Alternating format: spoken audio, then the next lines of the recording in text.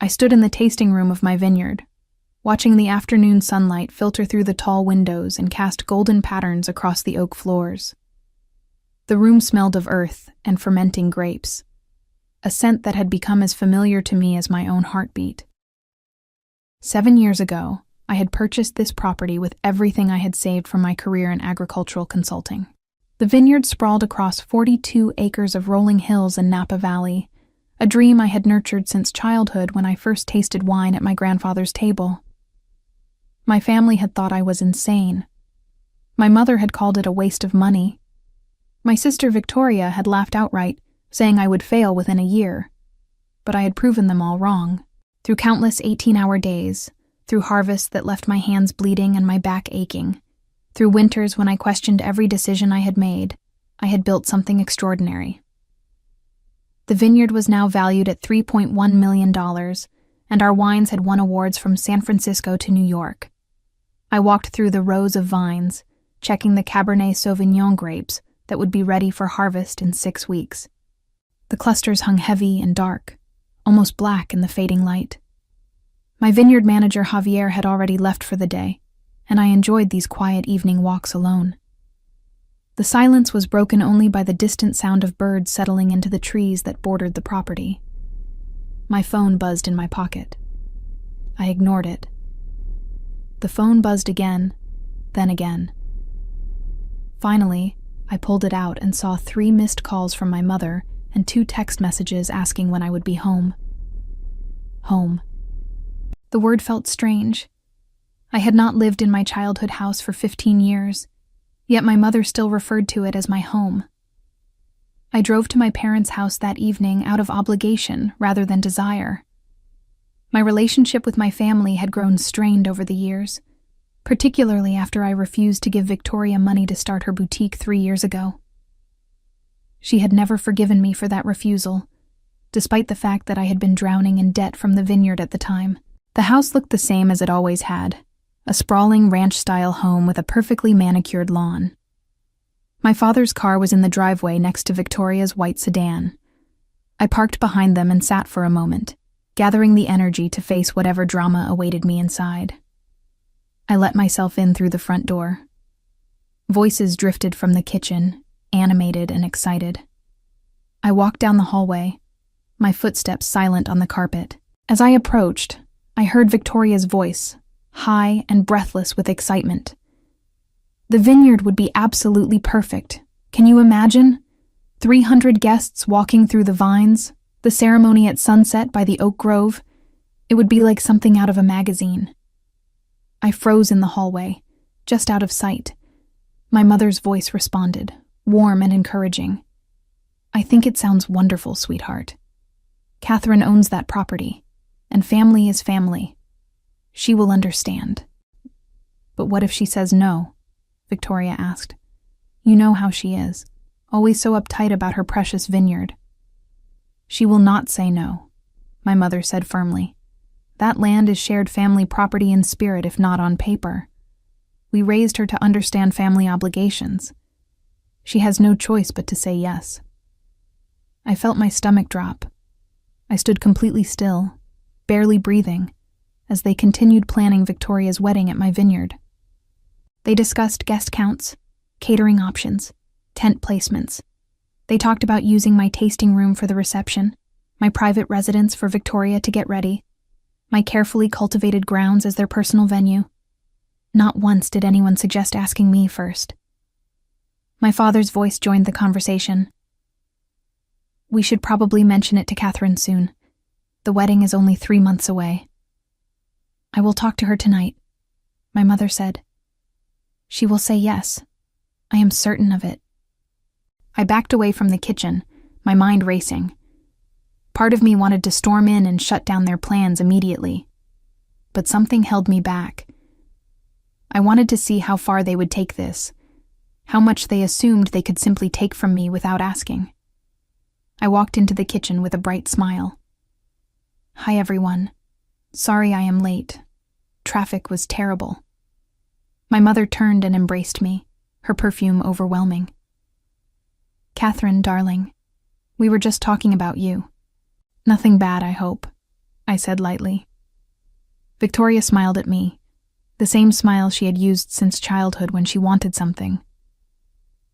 Actually, I have the most exciting news. Timothy proposed last month, and we are getting married in October. Congratulations, I said, keeping my voice neutral. That is wonderful news. Thank you. Victoria clasped her hands together. We have been looking at venues, but everything is so expensive or already booked. Then Mom had this brilliant idea. I waited, watching my mother's face. We were thinking, my mother said carefully, that your vineyard would be the perfect location. It is so beautiful, and it would mean so much to have the wedding at a family property. 300 guests, Victoria added quickly. In October, during harvest season.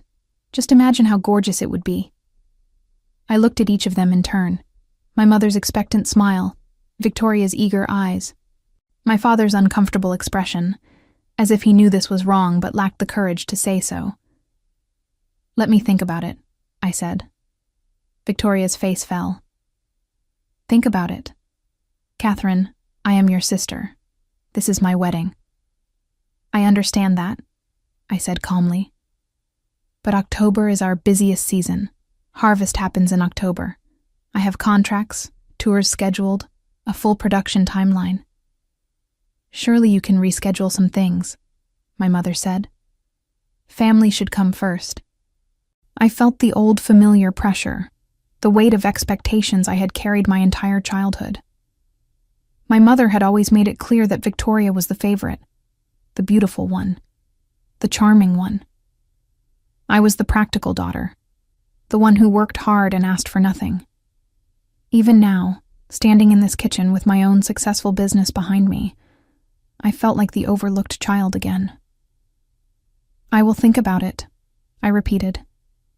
This is a big decision. What is there to think about? Victoria's voice rose. I am not asking you to pay for anything, just to use the space. Just the space, I echoed. 300 people walking through my vineyard during harvest, using my facilities, accessing my private property. It is not like you are using it that day, Victoria said. I almost laughed. The audacity was breathtaking. Actually, I am using it every day. It is a working vineyard, not a venue. My mother stood and walked over to me, placing her hand on my arm. Catherine, sweetheart, I know you have worked hard on that property. We are all very proud of you. But family is more important than business. Victoria only gets married once. This day is special. I hope she only gets married once, I said dryly.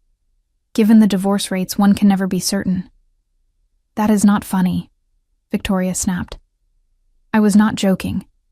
I pulled my arm from my mother's grasp. I said I will think about it. Can we please talk about something else? The rest of the dinner was tense. Victoria barely spoke to me.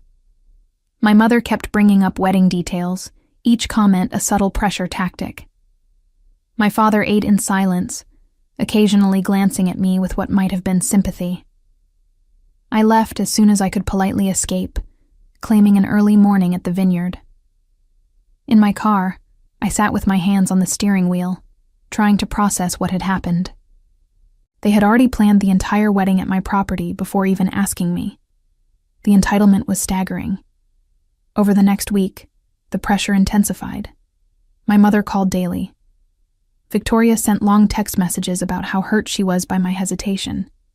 Even my Aunt Rosemary, whom I had not spoken to in 2 years, called to tell me how selfish I was being. It is just one day, Rosemary said. One day out of your life to make your sister happy.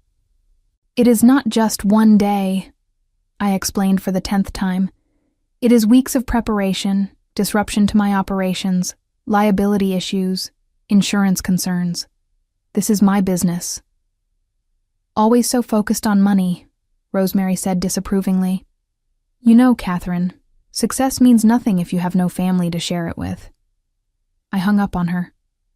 The following Tuesday, I returned to my vineyard after a meeting in the city to find my mother's car parked near the tasting room. My stomach sank. I had not given her permission to visit, and she certainly did not have a key to the property.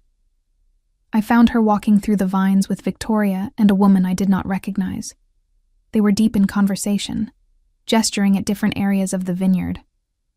I approached slowly, my anger building with each step. "Mom, Victoria, what are you doing here?" They turned, and my mother smiled brightly. "Catherine, perfect timing. This is Helena, our wedding planner. We were just showing her the space, without asking me first." "We did ask you," Victoria said. "You said you would think about it. We assumed that meant yes."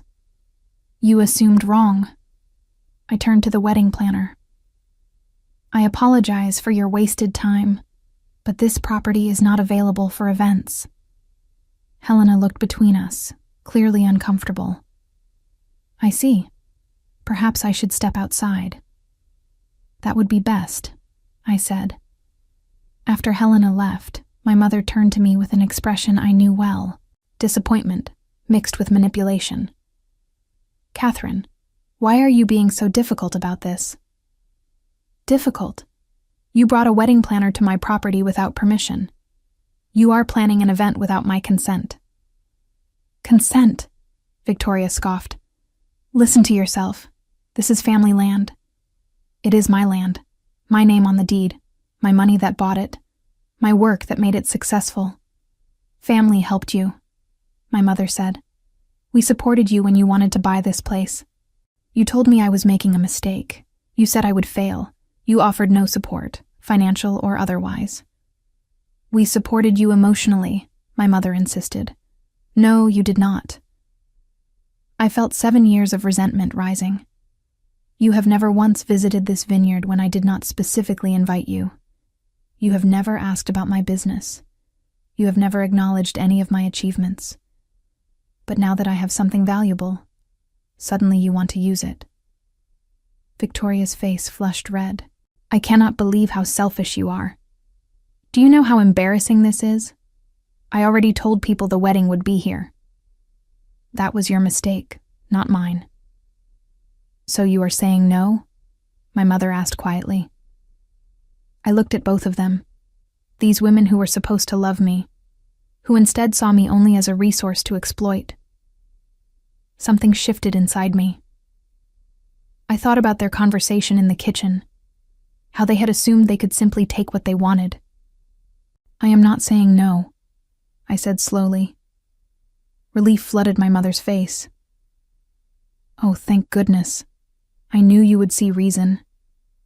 I am saying I need time to consider the logistics. October is complicated." "But you will let us do it?" Victoria pressed. "I am not making any promises, but I will think about it seriously and give you an answer by next week." Victoria hugged me, and I stood stiffly in her embrace. "Thank you. Thank you so much. This is going to be perfect. You will see." After they left, I walked through my vineyard slowly, thinking. They had shown me exactly who they were. They had assumed, planned, and pushed forward without any real concern for my feelings or my business. The question was what I would do about it. I called my lawyer the next morning. His name was Gregory, and he had handled all my business contracts since I bought the vineyard. "I need to understand something," I said. "If I were to allow an event on my property, what kind of liability am I facing?"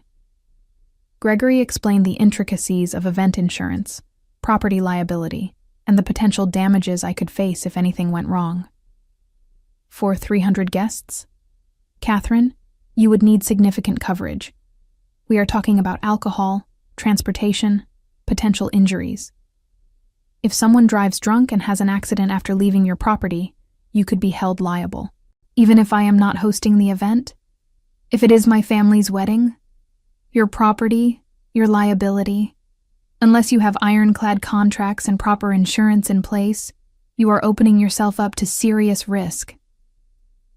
"What would that insurance cost?" He quoted me a figure that made me wince. "And that is assuming you can even get coverage on such short notice. Most insurers want at least 6 months advance notice for event policies of this size." I thanked him and hung up. Then I called my accountant, Patricia, and explained the situation. "Are they paying you a venue fee?" Patricia asked. "They have not mentioned money at all. They seem to think because we are family, I should provide it for free." "Catherine, your property generates revenue. If you close it for a weekend during harvest season, you are losing money. Tour bookings, tasting room sales, private events that actually pay. Have you calculated the opportunity cost?" I had not, but Patricia ran the numbers for me. Between lost revenue and the insurance costs Gregory had quoted, allowing Victoria's wedding at my vineyard would cost me over $40,000. $40,000, I repeated slowly. At minimum. That is not counting potential damage to your vines, any accidents, or the disruption to your harvest schedule. Catherine, as your accountant, I have to advise against this. It makes no financial sense. I spent the next 3 days researching wedding venues in Napa Valley. The average cost for a 300-person wedding at a vineyard was between $15,000 and $30,000, not including catering or other services. Some venues charged as much as $50,000 just for the space. My family expected me to provide this for free. I made my decision on Thursday afternoon while walking through my Pinot Noir section. The grapes were almost ready, their skins thin and translucent in the sunlight. This was my life's work. These vines, this soil, this business I had built from nothing. I had sacrificed relationships, time, and my own physical health to make this vineyard successful, and my family thought they could simply take it whenever they wanted. I called my mother that evening. "I have made my decision about the wedding." "Oh, wonderful," she said. "Victoria will be so pleased. I am saying yes to hosting the wedding." My mother actually squealed. "Catherine, thank you so much. This means the world to us. However, there are conditions."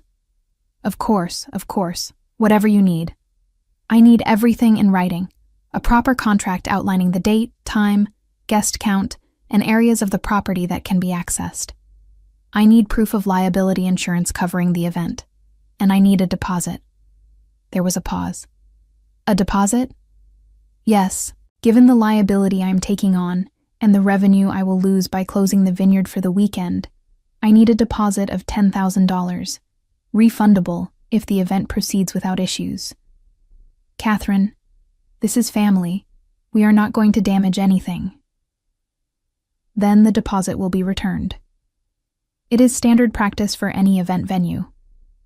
I have consulted with my lawyer and accountant, and they both insist on it.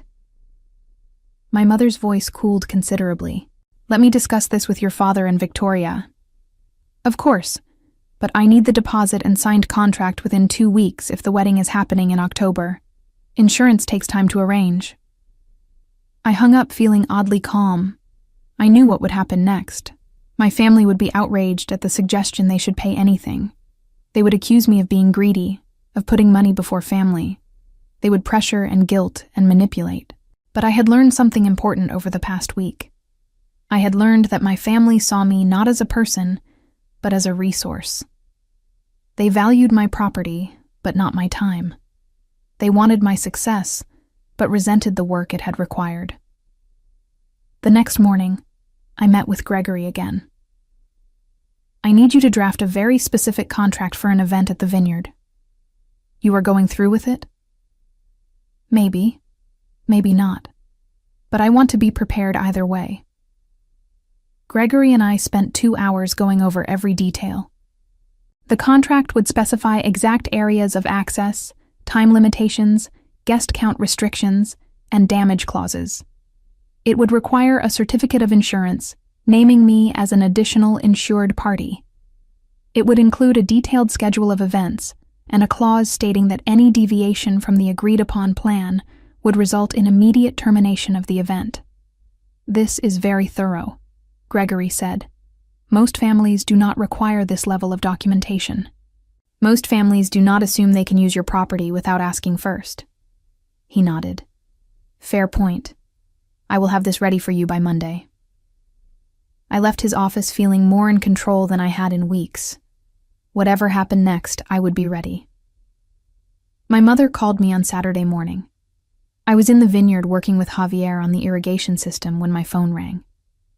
I almost did not answer, but something told me this conversation would be important. Catherine, we need to talk about this deposit situation. Good morning to you too, Mom. Your father and I are very disappointed. Victoria is in tears. She cannot believe you would charge your own sister for her wedding.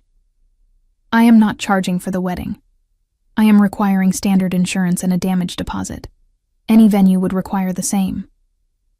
But we are not any venue. We are family. Exactly. Which makes it even more important to have everything documented properly.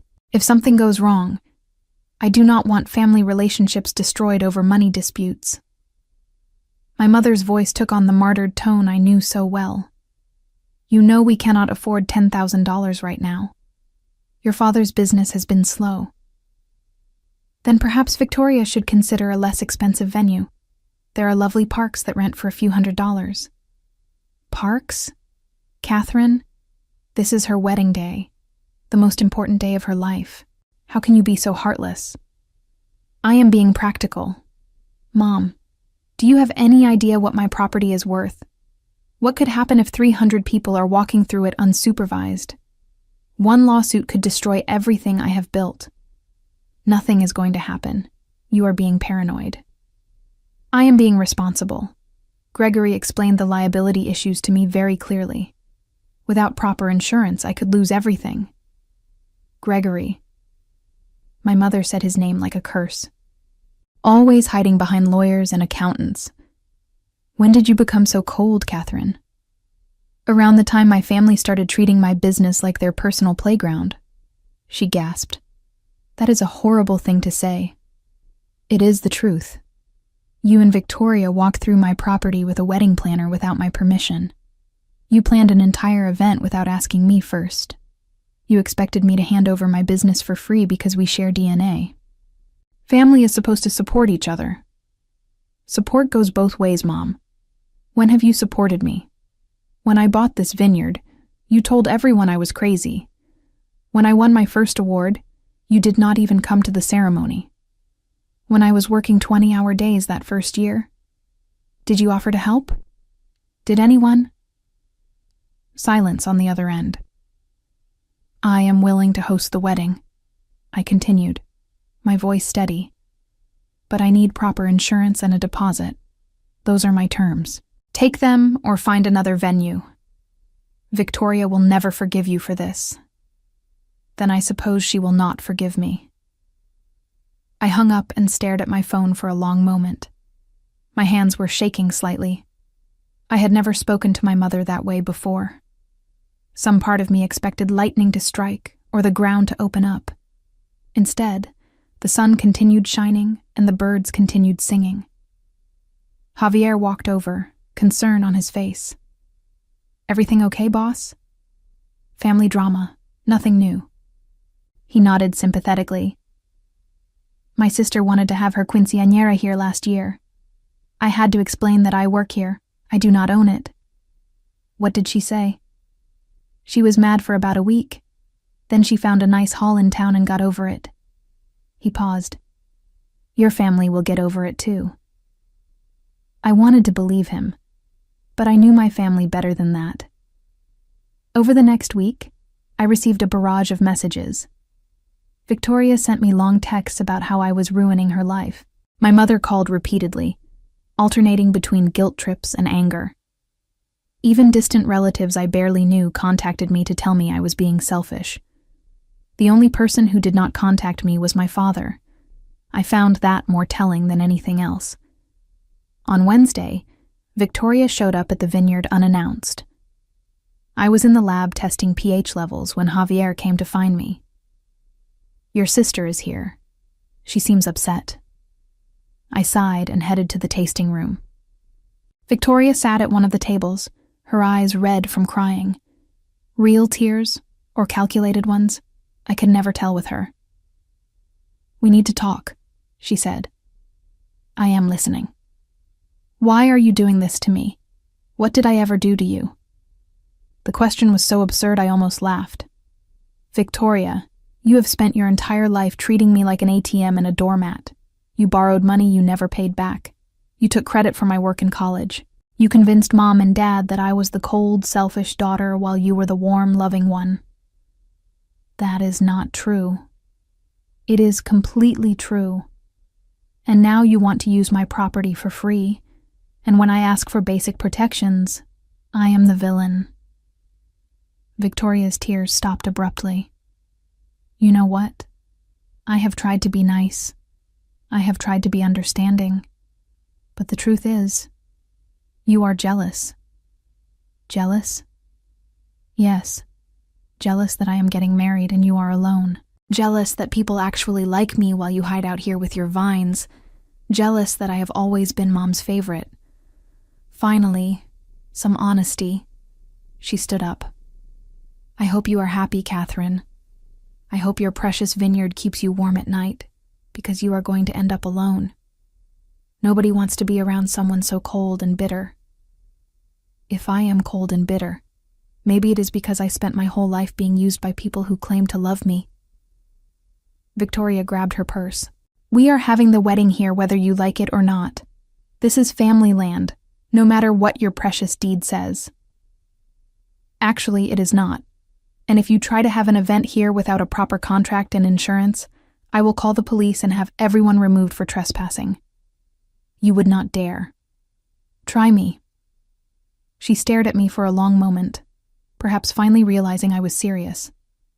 Then she turned and walked out, slamming the door behind her. I sat down at the table she had vacated, my heart pounding. Javier appeared with a glass of our Chardonnay. You look like you need this. Thank you. I took a sip, letting the cool, crisp taste ground me. That was my sister. I gathered. She seems like a piece of work. That is putting it mildly. That evening, I sat in my office going through emails when I found something that made my blood run cold. It was a marketing email from a local catering company, thanking me for choosing them for my upcoming October event. I had not contacted any catering companies. I called the number immediately. A cheerful woman answered. This is Catherine. I received an email about an event in October, but I did not book anything with your company. Oh, let me check. Yes, here it is. Catherine's Vineyard, October 12th, 300 guests. Your sister Victoria made the booking 3 weeks ago.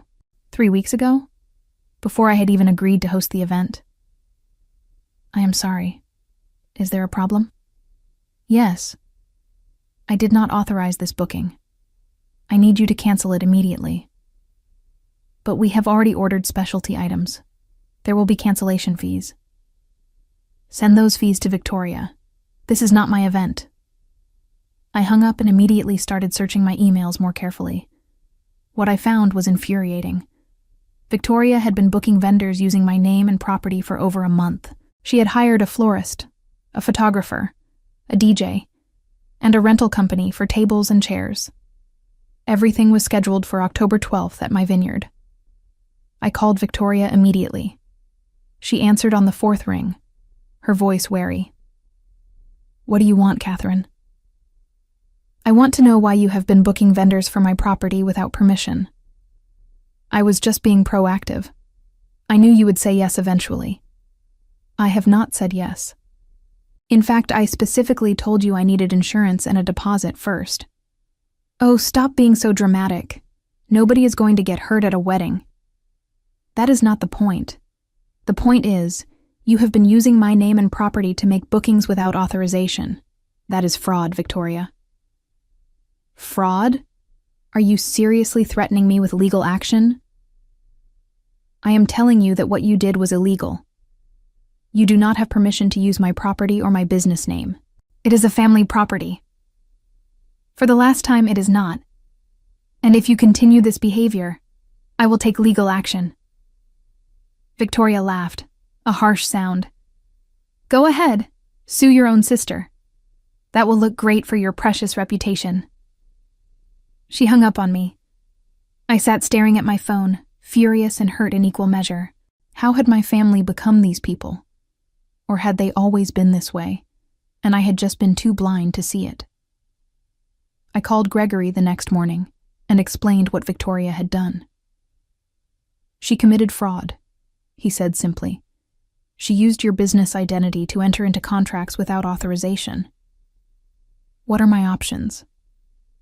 "You could press charges, but that would be extreme. More likely, you send cease and desist letters to all the vendors explaining that the bookings were made without your knowledge or consent. Most will understand and cancel without penalty once they know the situation." "Do it. Send the letters." "Catherine, are you sure? This will create significant family tension." "The tension already exists. I am just finally acknowledging it." Over the next few days, vendors started calling. The florist was understanding. The photographer was annoyed but willing to cancel. The rental company wanted documentation before they would release the booking. Then my mother called, and she was angrier than I had ever heard her. "Do you know what you have done? Victoria is humiliated. All the vendors are calling her asking about cancellations. How could you embarrass her like this?" "I did not embarrass her. She embarrassed herself by booking vendors without permission. And she was trying to plan her wedding at my property without my consent. Mom, she committed fraud. Actual legal fraud." "Oh, do not be so dramatic. Nobody is going to press charges over a wedding." "I might." My mother gasped. "You would send your own sister to jail?" "No, but I would sue her for damages if she causes any financial harm to my business." "I cannot believe what you have become. Your grandfather would be ashamed." That struck a nerve. My grandfather had been the one person in my family who always supported me. He had died 5 years ago, and I still missed him terribly. Grandfather would understand business. He ran his own company for 40 years. He would know that what Victoria did was wrong. He would know that family matters more than money. He would know that family should not steal from each other. My mother hung up on me. I sat in my office feeling completely drained. This had escalated far beyond a simple wedding venue dispute. Lines had been drawn, and I was on one side while my entire family was on the other. That weekend, I visited my grandfather's grave. The cemetery was quiet, peaceful. I sat on the grass next to his headstone and talked to him the way I used to when he was alive. "I do not know what to do, Grandpa. They want to take everything I worked for, and they think they are entitled to it because we are related. You always told me to stand up for myself. But it is hard when standing up means losing my family." A breeze rustled through the trees, and I could almost hear his voice. He would have told me to stop being weak. He would have reminded me that real family supports your success, not exploits it. I left the cemetery feeling more resolved. I called Gregory on Monday morning. "I want to move forward with the contract, the most ironclad version we discussed. Are you sure? You understand this might end any possibility of hosting the wedding?" "I am counting on it." The contract arrived by email that afternoon. It was 12 pages long, filled with clauses and subclauses and legalese that made my head spin. But the essential points were clear. Limited access to specified areas only, mandatory insurance naming me as additionally insured, $10,000 deposit, strict guest count limits, and severe penalties for any contract violations. I had the contract delivered to my parents' house by courier. Then I waited. The call came within an hour. My father, for the first time in this entire ordeal. "Catherine, this contract is absurd. No reasonable person would sign this." "Hello, Dad. Nice of you to finally get involved.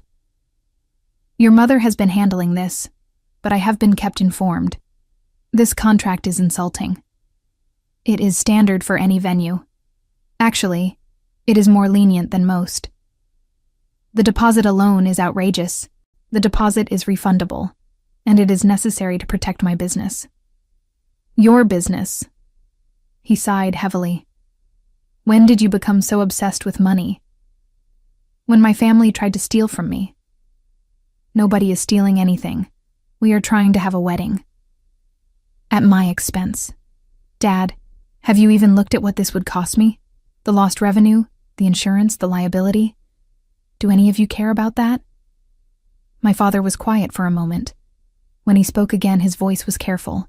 Your mother and Victoria seem to think that because we are family, you should want to do this for free. And what do you think?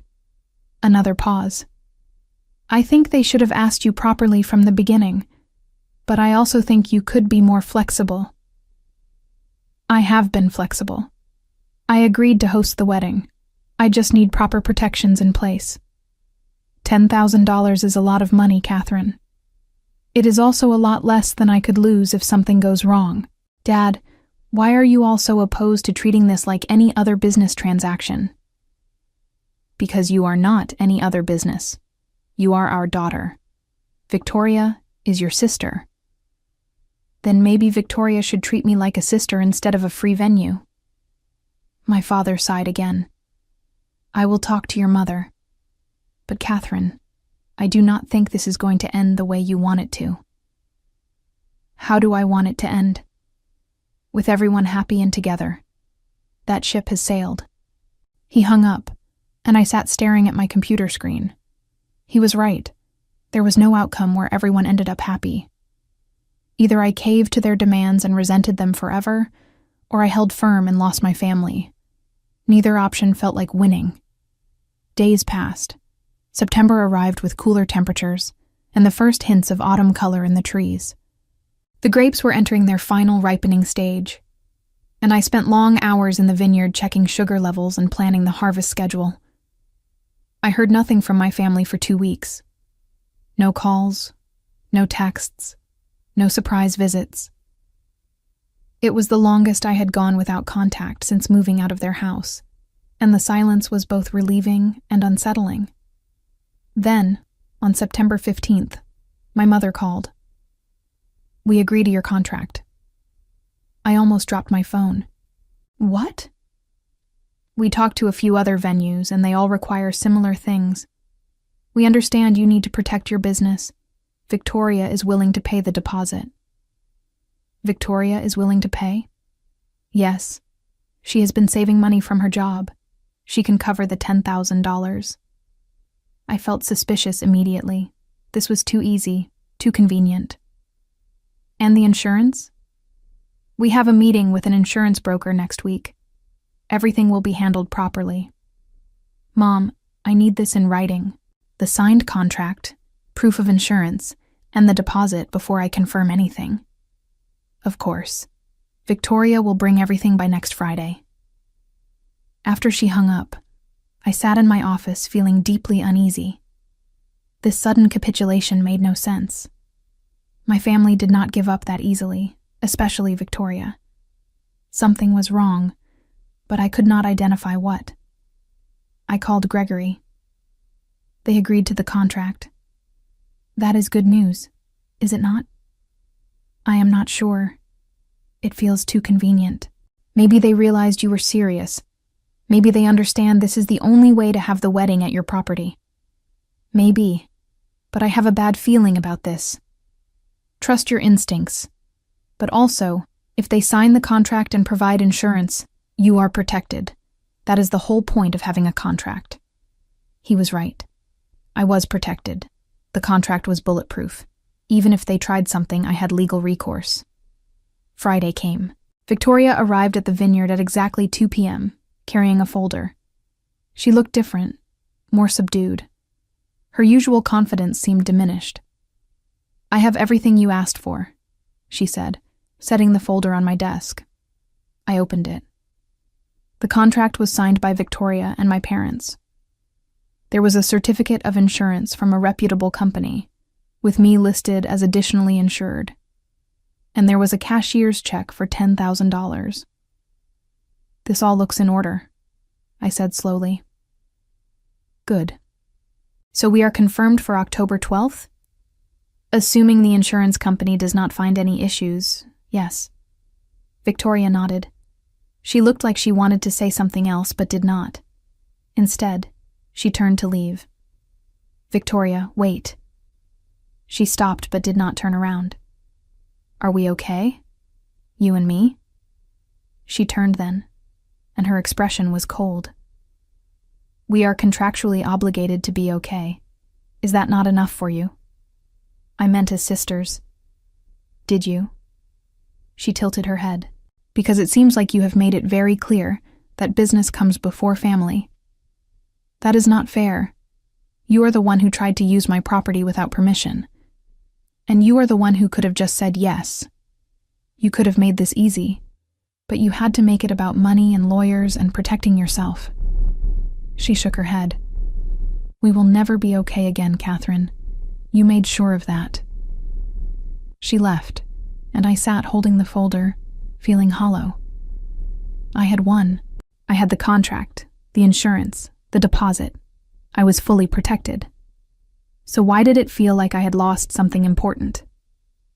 The next month passed in a blur of harvest preparations. The Cabernet Sauvignon came in first, followed by the Merlot and Chardonnay. I worked 18-hour days, supervising the picking, processing, and early fermentation. It was exhausting but satisfying work, the kind that made me remember why I had bought this vineyard in the first place.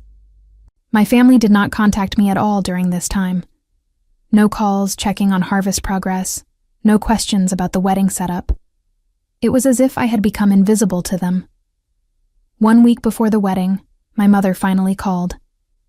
We need to do a final walkthrough of the property. Of course. When were you thinking? Tomorrow afternoon. Victoria, the wedding planner Helena, and I will be there. That is fine. Come at 2 p.m. The walkthrough was tense and professional. Helena asked intelligent questions about electrical access, parking, and backup plans for rain. Victoria barely spoke to me. My mother maintained a brittle cheerfulness that fooled no one. The ceremony will be by the Oak Grove, Helena said, pointing to my favorite spot on the property. Chairs for 300, aisle runner, altar setup. That area can accommodate 300 chairs? I asked doubtfully. It will be tight, but it will work, Helena assured me. We discussed reception logistics, vendor access times, and bathroom facilities. Everything seemed planned to the smallest detail. Too planned, perhaps. But I could not find any fault with their preparations. Security will arrive at noon on October 12th, I said. They will monitor the property and ensure only authorized guests enter. Security? Victoria spoke for the first time. Yes, it is in the contract. I am hiring professional security to protect the property during the event. My mother and Victoria exchanged a look I could not quite interpret. That seems excessive, my mother said. It is standard for large events. The security company was recommended by my insurance broker. Fine, Victoria said shortly. If you need security to protect yourself from your own family, that is your choice. They left soon after, and I was alone in my vineyard again, watching the sun set behind the hills and wondering what I had overlooked. October 12th arrived with perfect weather. Clear skies, mild temperatures, just enough breeze to be comfortable. Wedding weather, people would call it. I stood in my office at 6 a.m., drinking coffee and watching the sunrise paint the vines gold. The security team arrived at noon as scheduled. There were 6 of them, all wearing professional uniforms and carrying radios. The head of security, a woman named Patricia, reviewed the property layout with me. We have guards at the main entrance, the service entrance, and 2 roving patrols, she explained. Nobody gets on the property without checking the guest list. Perfect. The guest list should arrive from the wedding planner by 1 p.m. And if it does not, then nobody gets in. Patricia nodded approvingly. Clear instructions. I like that. At 1 p.m., Helena, the wedding planner, called me. Catherine, there has been a small change of plans. My stomach dropped. What kind of change? The guest list is still being finalized. A few last-minute additions. Can we just have security let everyone through for now? Absolutely not. That violates our contract. I need the finalized guest list by 2 p.m., or the event cannot proceed. Catherine, be reasonable. It is just a few names. The contract specified 300 guests maximum. If you cannot provide a list confirming you are within that limit, I have to assume you are exceeding it. This is ridiculous. You are being deliberately difficult. I am enforcing the contract that your client signed. Guest list by 2 p.m. Helena, or I will cancel the event. I hung up and immediately called Gregory. I think something is wrong. What happened? I explained about the guest list. Gregory was quiet for a moment. Catherine, have you considered that they might be planning to ignore your guest limits? How would they do that? Security will not let anyone in without the list, unless they try to overwhelm security. If they tell more than 300 people to show up, what will your 6 security guards do? The possibility had not occurred to me. They would call the police for trespassing. Yes, but by then, damage might be done. People could be on your property, walking through your vines. So what do I do? Wait for the guest list. If it does not arrive by 2 p.m., follow through on your threat. Cancel the event. At 2 p.m., no guest list had arrived. I called Helena again and got voicemail. I called Victoria and got voicemail. I called my mother, and she answered on the first ring. Catherine, please do not do anything rash. Where is the guest list? There has been a misunderstanding about the guest count. How many people are invited? My mother hesitated. 500. I actually laughed, a bitter sound. 500? The contract specified 300 maximum. We know, but we could not cut the list down. Everyone is family or close friends. Then you need a different venue. My property cannot safely accommodate 500 people. Catherine, the wedding starts in 4 hours. You cannot cancel now. I can, and I will. You violated the contract. The event is canceled. You will destroy your sister's wedding day over a technicality? No. You destroyed your sister's wedding day by lying about guest counts and trying to force me to accommodate double what we agreed on. I hung up and called Patricia. Nobody gets on this property. Not for a wedding, not for anything. If people show up, they are trespassing. Understood. What if they claim they have permission? They do not. I am the owner, and I am explicitly denying access. By 3 p.m., cars started arriving. I watched from my office window as vehicle after vehicle pulled up to the main gate. Patricia and her team turned them all away. I could see people arguing, gesturing angrily. Some tried to drive around to the service entrance, where more security waited. My phone rang constantly. Victoria, my mother, my father, relatives whose names I barely recognized. I ignored them all. Instead, I called my lawyer.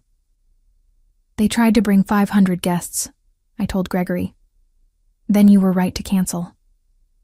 Catherine, I want you to document everything. Take photos, videos, anything that shows you tried to enforce a reasonable contract and they violated it. I started recording from my window. The parking area at the entrance was filling with cars. People in fancy clothes stood around looking confused and angry. I saw Victoria arrive in a white limousine. Saw her face when security told her she could not enter. Even from a distance, I could see her fury. Then things got worse. A large rental truck arrived, presumably with tables and chairs. The driver argued with security, trying to explain he had a delivery. Patricia stood firm. No access.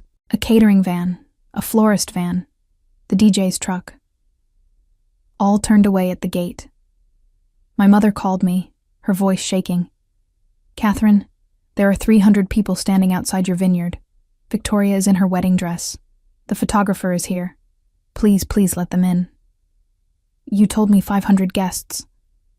I exaggerated. It is only 350. Please. The contract said 300 maximum. You agreed to that limit. We could not cut 50 people from the list. They are all important. Then you should have found a venue that could accommodate 350 people. Or you should have been honest with me from the beginning. Catherine, I am begging you. Please do not do this. You did this, Mom. Not me. You knew the rules, and you chose to break them. She is your sister, and you are both liars. I ended the call. At 4 p.m., the chaos at the gate was reaching a peak. Some guests were giving up and leaving. Others were still arguing with security. I saw Timothy, Victoria's fiancé, looking devastated in his tuxedo. Part of me felt sorry for him. He seemed like a decent person caught up in my family's dysfunction. Then I saw Victoria do something that erased any sympathy I might have felt. She tried to climb the fence, actually attempted to scale the 6-foot barrier in her wedding dress. Security stopped her, and she screamed at them. I could not hear the words from my office, but I could see her rage, her entitlement, her absolute certainty that she should get what she wanted regardless of rules or agreements. My father appeared and pulled her away from the fence.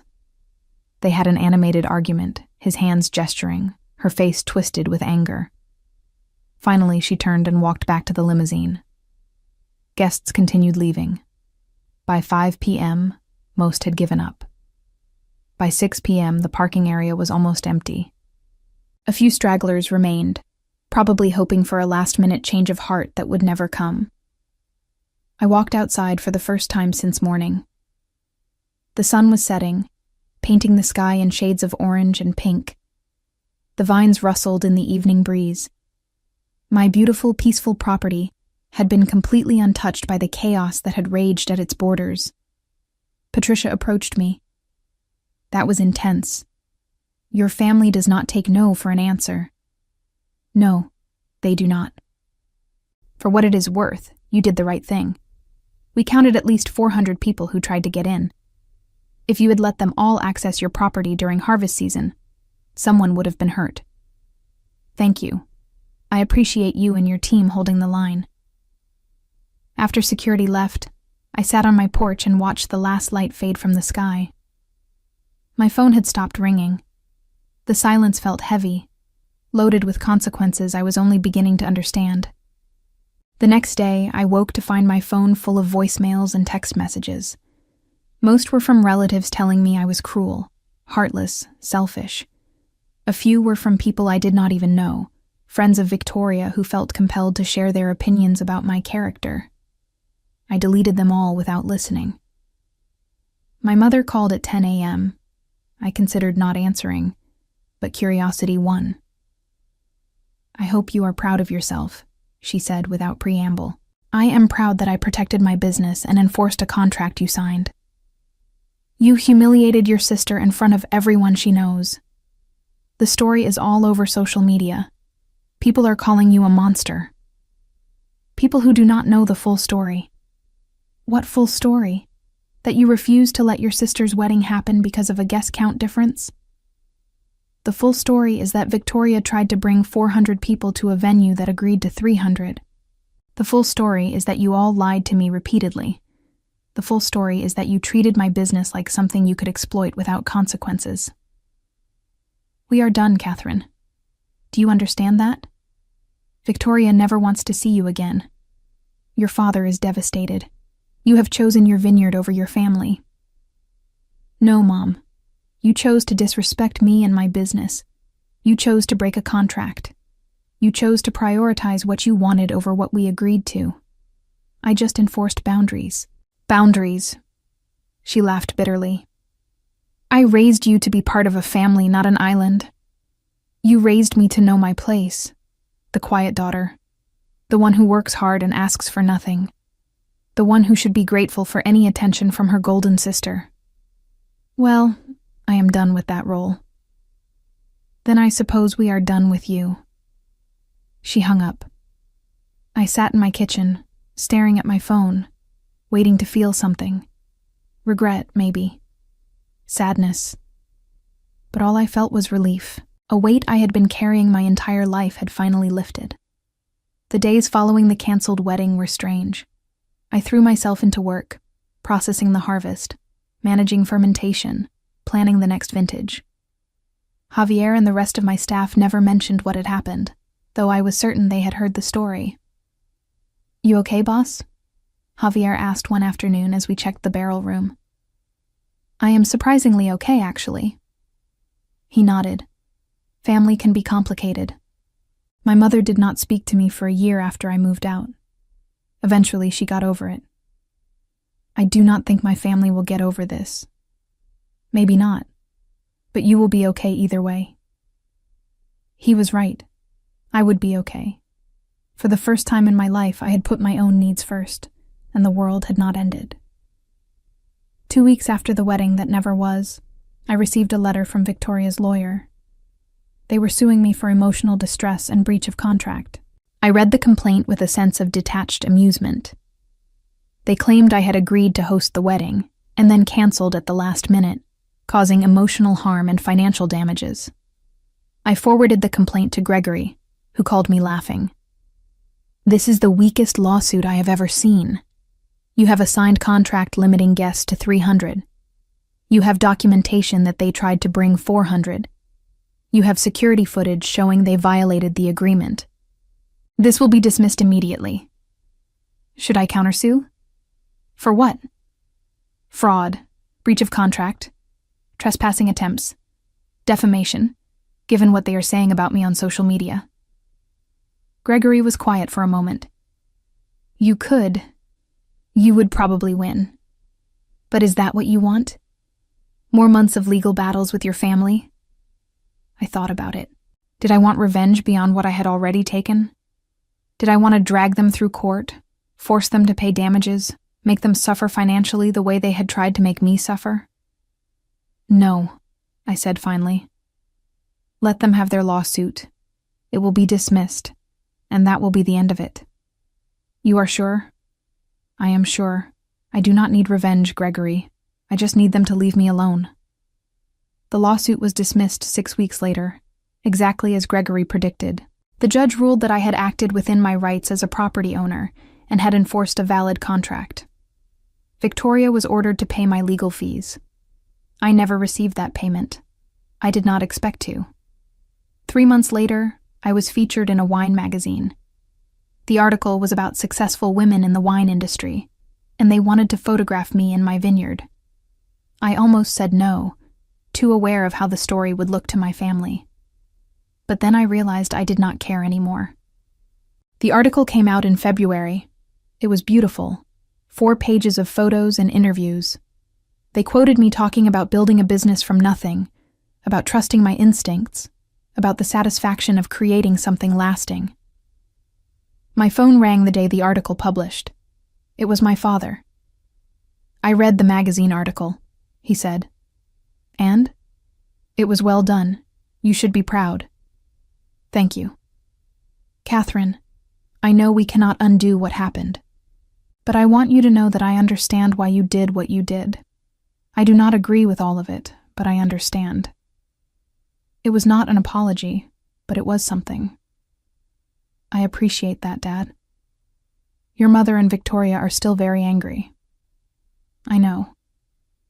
I am not asking you to apologize. I just wanted you to hear that I am proud of what you have built here, even if I did not say it before." After he hung up, I sat on my porch and looked at my vineyard. The vines were dormant now, bare branches reaching toward a gray winter sky. In a few months, they would bud again, would leaf out and flower and fruit. The cycle would continue, as it always did. I thought about revenge, about whether what I had done constituted revenge or just self-defense. I had not set out to hurt anyone. I had simply refused to be used. The fact that my family experienced consequences from their own actions was not my responsibility, but I would be lying if I said there was not some satisfaction in it, in standing firm, in watching them realize I could not be pushed around anymore, in proving that my business was mine, not theirs to commandeer whenever convenient. Victoria and Timothy eventually married at a hotel in the city. I saw photos on social media. It looked like a nice wedding. Smaller than she had wanted, perhaps, but nice. I felt nothing when I saw the pictures. No regret, no vindication, just a distant sense of closure. Within a year, my mother's health declined, and my father reached out occasionally with updates. I listened politely but did not visit. The bridge between us had burned so thoroughly that rebuilding felt impossible, and I was not certain I wanted to try. Victoria eventually sent the check for my legal fees, accompanied by a note that said simply, "I hope you are happy now." I deposited the check and threw away the note. Happiness had nothing to do with it. My vineyard thrived. I hired more staff, expanded production, won more awards. I dated occasionally, built friendships within the wine community, traveled to vineyards in France and Italy to learn new techniques. I created a life that was mine alone, built on my own terms. The year after the canceled wedding marked a turning point. Word spread in the industry about what had happened, though the details got distorted in retelling. Some people thought I was ruthless. Others thought I was brave. I did not care much about either interpretation. I knew the truth of what had happened, and that was enough. Standing in my vineyard that night after blocking the wedding, watching 300 angry guests denied entry, I had felt powerful in a way I never had before. Not cruel, not vindictive, but simply certain of my own worth. They had expected me to break. I had chosen not to, and in that choice, I had reclaimed something I did not even realize I had lost.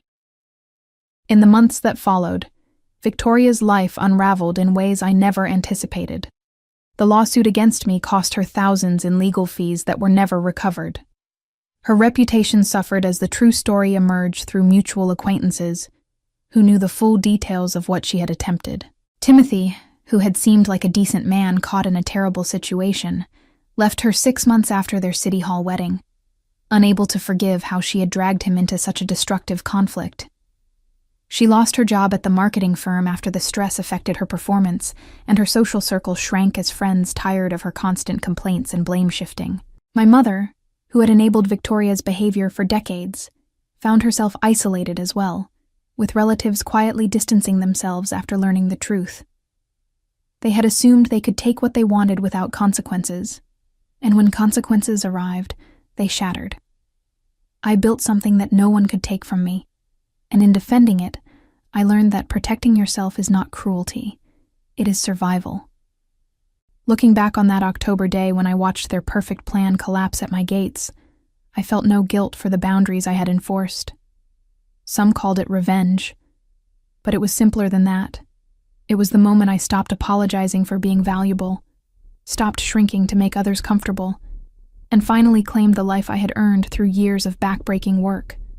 The vineyard still stands, the vines still fruit, and I stand with them, rooted, thriving, and finally, irrevocably free.